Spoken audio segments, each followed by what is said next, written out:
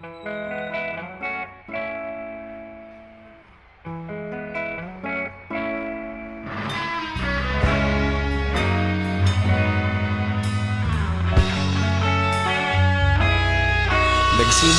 ang lahat sa eskwela, nagsama-samang 12 sa kalokohan at sa tuksuhan, hindi maawat sa isa't isa.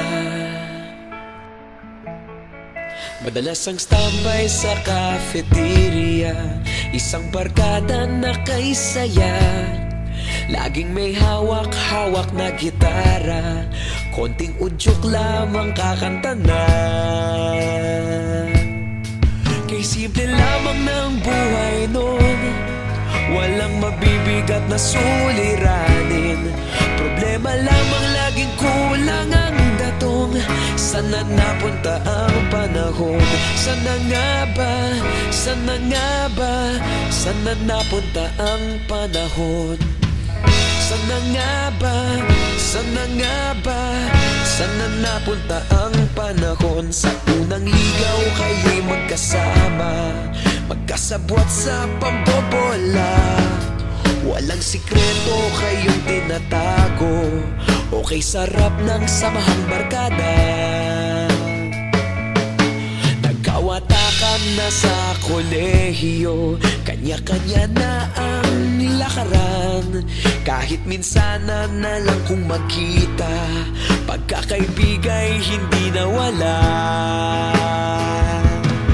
At kung saan na napadpad ang ilan, sa dating eskwela meron ding naiwan. Meron pa ng mga ilang nawala na lang, nakakamiss ang dating samahan. Sana nga ba? Sana nga ba? Sana nga bang barkada ngayon? Sana nga ba? Sana nga ba? Sana nga bang barkada ngayon?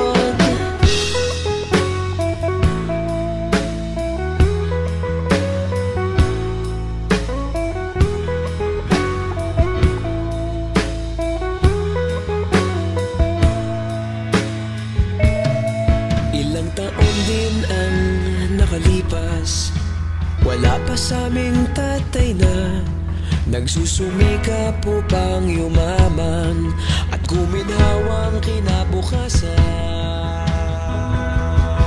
Paminsan-minsan kami nagkikita, mga naiwan at natira.